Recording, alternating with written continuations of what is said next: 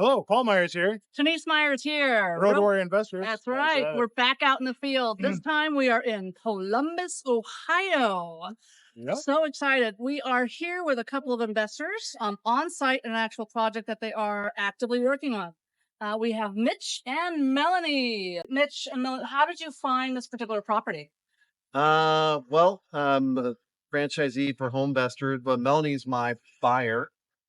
So not only she's my buyer, but she's also my general contractor. So she's got a real good idea as far as values, and she's one of my agents. So I'm a broker also. But Easy. Melanie, you took the buy call, so why don't you tell them what you found out? Okay, this was an inherited house. Okay. That they called Homevestors, wanting to know what they could do with it. They started the renovations themselves and found out that they were in too deep. And we were able to close quickly for him and put some money in his pocket. And he moved on down the road. And now we're trying to fix this thing up. And it was vacant though on the bar, right? It was vacant, yeah. So it was just vacant for a while. So Correct. Vacant. Anytime you leave anything vacant for any period of time, weather-wise, it kind of pulls apart. Your age too. That is for sure, yeah.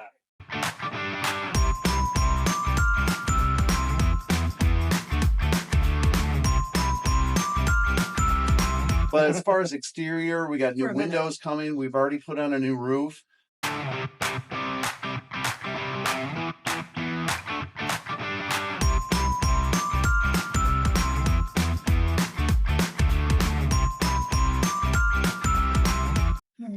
So that's your plan down here is to keep this as a basement. You're not gonna, is that the plan? Yeah, I mean, we'll keep it as a basement. We installed 25 of these beams. Wow. And as you can see up here, the way that they did this passes FHA inspections, which it goes as FHA, but I mean, this is pretty beefy what it does. And basically we're shoring up the wall that the walls won't move anymore. Okay. Hydro pressure that's pushing on the outside of this basement wall makes those walls bend. So we want to stop it in its tracks. And then these are called carbon fiber straps. So a lot of times where you can't do beams, when you have stairs, they use these carbon fiber straps to help secure the walls. Yeah. So when you purchased the house, did you budget for the basement fixes? Yes. Okay. Yes. Because it's something you don't, like we talked about earlier, this is something you don't necessarily get paid back for, but it's something you have to do. Well, you won't sell if it's not done. Right. Not financeable. Right. Exactly. Mitch, will you share with us real quickly, how did you get started in real estate and investing? Grew up in Cleveland, Yeah. and in the 80s, our parents would lose their job every 5 or 7 years, and it affected me. There was no pensions involved, and I just didn't want that to happen for me or my family. So starting out, I went to and graduated Ohio State University, and when I got out, I got into a business, but I also wanted to get into the next business. Okay. And I didn't know what it was, but this is before the internet. I was reading at Barnes and Noble, if you remember that place. And it was all about 90% of the wealthiest people are in real estate. And it was something that I wanted to start that was a side hustle that I could start on the side that wasn't going to take a lot of my time. I didn't want employees. I didn't want retail. So it just kind of made sense. And I'm a little bit handy, believe it or not. Used to be. Melanie's my general contractor. So You wear a lot of hats. that's right. Yeah. So I was an investor first. So I bought my first properties when I was in 98. And then started a real estate brokerage, helping investors buy properties. And then all of a sudden they're all asking me for, hey, do you know electrician? Can you help me find a tenant? So we got into property management. We grew our property sales side of it. We had like over 50 agents. Wow. And then shortly after that, 2008 hit, and we all got our butts handed to us. But we had about 130 properties under management. So we ended up, the accidental landlords, and because they couldn't sell their home. So we were in the property management business, and we grew that up to about 550 doors. And we sold it 2 years ago, our property management company. Okay. But along the way, I was, everybody's looking for deals and all that stuff. Well, one of my clients is actually Jeff Oates. He's looking for a property manager, and he's telling me I should go into flipping houses, and I'm like, I don't know, but with the systems that they put in place and how they make the phone ring for us, it just made sense. Even though I was busy doing a lot of other things, it was very turnkey for me. And shortly after 2018, Melanie joined us about a year later, being my buyer and all that stuff. So that's my story. Wow. And I have my own investment portfolio, by the way. Nice. Yeah. I think there's a lot to learn though from that, and it really started from you from growing up, Yeah, right? And that's my why. lessons So learned, that's my why. The purpose was to build a life that I can live the life I want when I want. That was all. It was all about.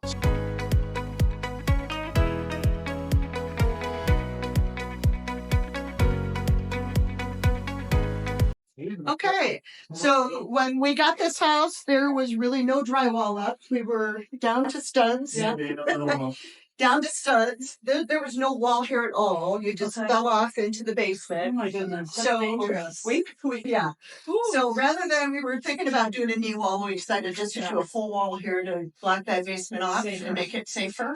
Yeah. And then we had to redo a lot of the piping here, a lot of the electrical. So while the walls were opened up, we had the electrician come in, Oh, good stuff. make sure everything was wired correctly. Once we got that done, we went and closed everything up with insulation and drywall. Where are you guys finding your leads at right now?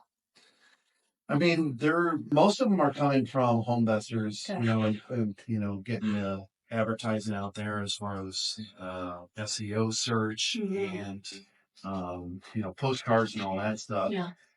Working with other investors, obviously, we can get leads that way. Agents are a great resource. Again, that video series, sometimes they walk into a place that people don't want to sell their house, so instantly it's like, well, if you want an easy exit plan, then I got a resource for you. So we'll take care of those agents. Yeah. And then in the property management business, there's people buying and selling. They don't want to mess around with a real estate agent. Right. It's a great point though with the real estate agents. We don't compete with them. We No. support their business. Yeah. And we supplement their income during the course of He's a broker and I'm an agent. Yeah. So Yeah. I'm not fighting with my own kind at all. It's No, cooperative. I mean, like, we have our own brokerage, but the Keller Williams office, they know that, hey, I got a guy, right? And they're still getting paid. Yeah. By the way. Yeah. And can't help everybody, but people we can help are usually pretty substantial. Yeah. Yeah. So.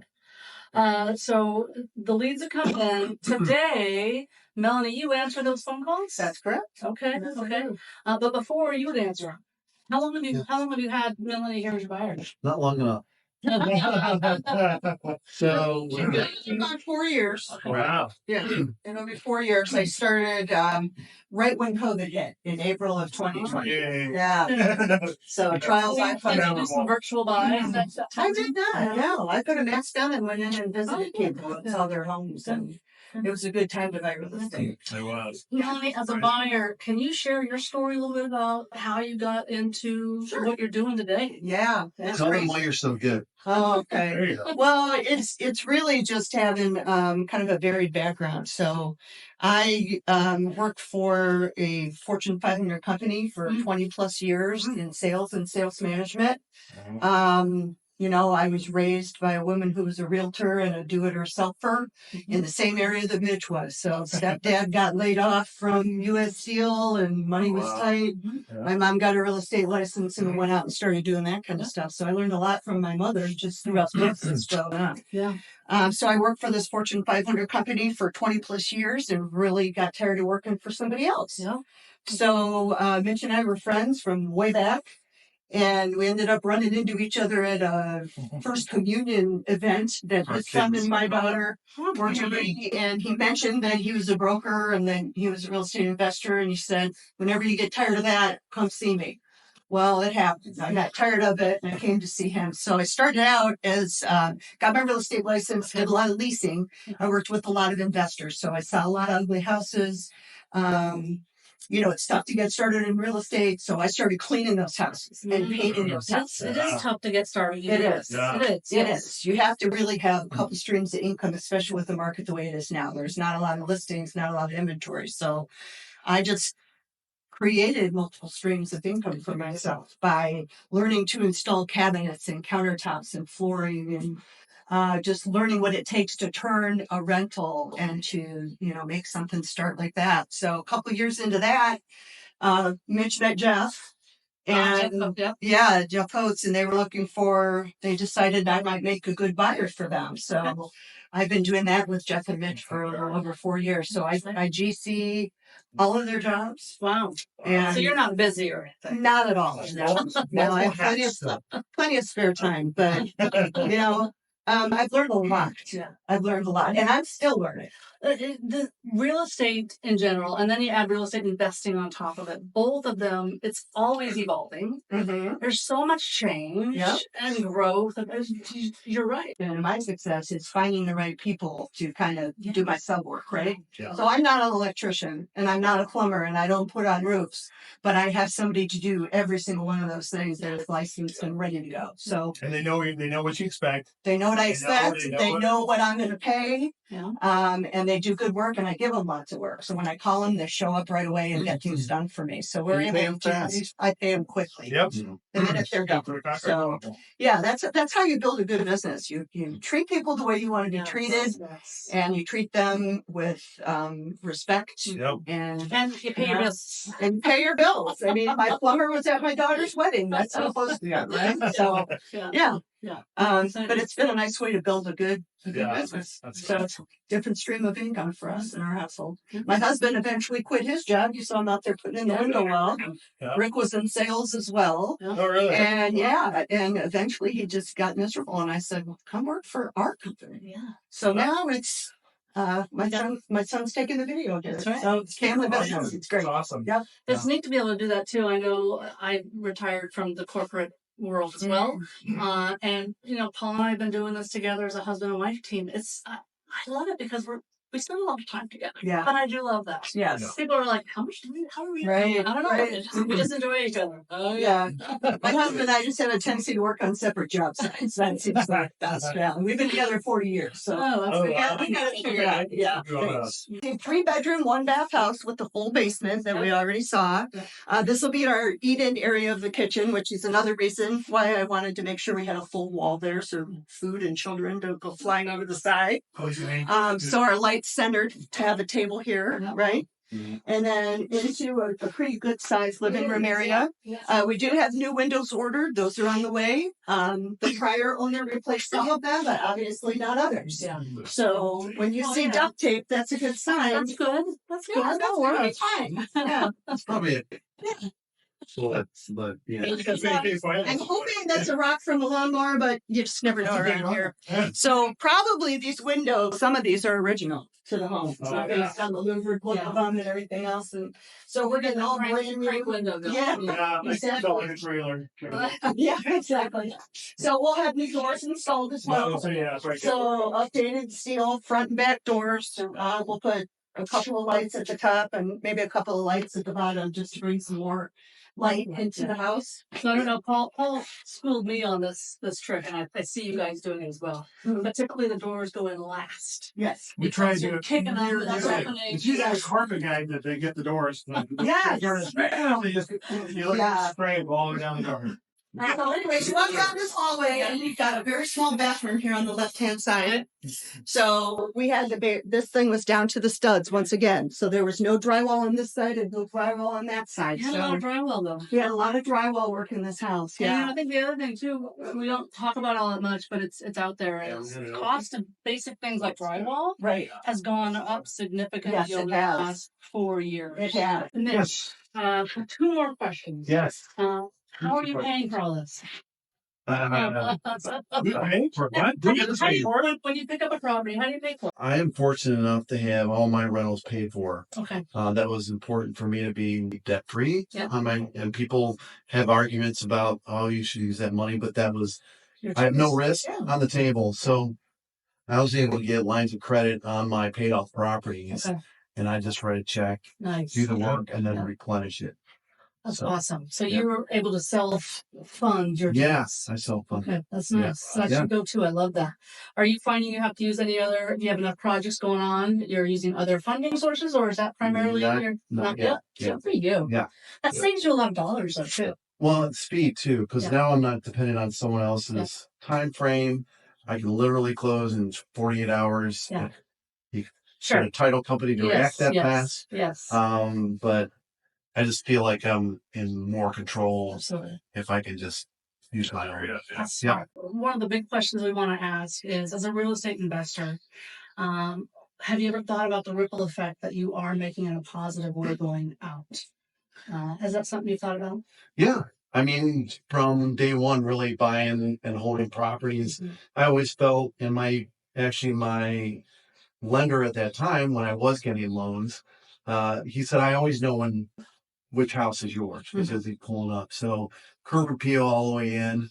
I found out as an investor with my portfolio, and I would compare it to for the owners that I manage for, is if you build a nice product, they will come, right? Yeah, Build it, they will come. absolutely. So you attract they'll more. stay.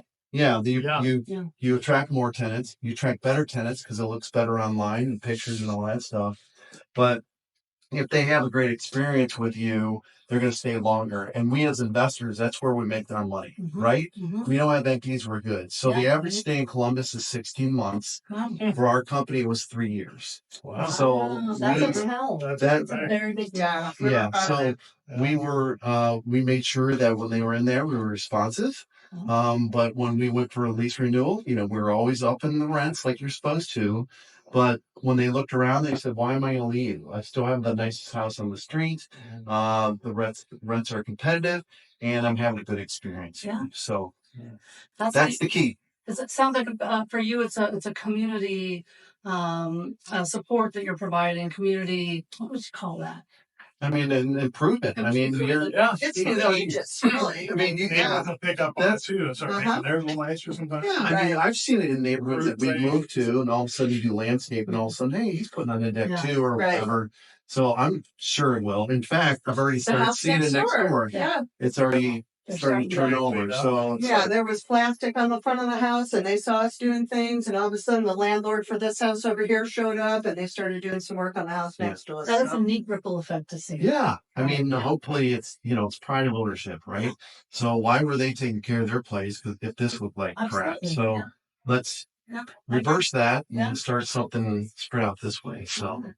Yeah, that's awesome. I like that. Any other positive impacts that you guys think of off the top of your head, Melanie? Anything from you that you've seen over the years? Well, I mean, just as a buyer, I'm able to take situations where people are sometimes in real trouble with the house that they own, and we're able to help them move on to their next situation. And we've done a lot of good. I mean, recently we bought a house that a woman was about to be foreclosed on, and Mitch was able to rent it back to her. So it was a family home that she was about to lose, and we've just done a lot of really kind things for people as well. So it's not true that you can't be a good person and make some money too. You can do both things. Yeah. They're not mutually exclusive. Yeah. It's important to take care of the people that we help. Sure, So yes, sometimes it's not absolutely. the situation, it's not the house, it's their situation. For Right, example. It exactly. makes them call us. And sometimes we don't end up buying a house, but we still help them. And we've helped a lot of people that we didn't end up buying their house, but we're still there, we still call, we still keep up with them. Yeah. So We it's have just- so many it's different just a different- resources yeah. is what we do. So Right. it might not be us that is what's needed, but someone else within our circle that we can say, you need to talk to this person. Right. There's nothing more fun for me than taking something ugly and making it pretty again. Sure. Right? And the transformations are The new lease on life for the house. Starts the clock over again. Yep. All they do Starting over. But to your point, though, as well, it's not only about the house that you see the transformation on. When you go in and meet with buyers that you're actually helping to help them or support them in terms of a way to get out of that situation and move on, you've now helped them with a new transition to be able to move on. Absolutely. Yeah. And that is extremely That's great. gratifying. It's one of the things I love the most about being in that position. Yeah. Oh, perfect. Cool. Well, we really Yep, appreciate your appreciate your time. time. I know you guys are. Thanks for flying driving right all the way now. here for Or- yeah. I know it's special. So. So we are going to ask our YouTube warriors out there to like, comment, Hit the notification bell. there's a bell, Subscribe. and share, of course. We're always looking for feedback and comments, content information and ideas. Please Yep. bring them to us. We want to know what you want to see. Yep. And from that, we'll see you back out in the field. Yeah. See ya. All right. Bye. Thank you. Thank you. Thanks.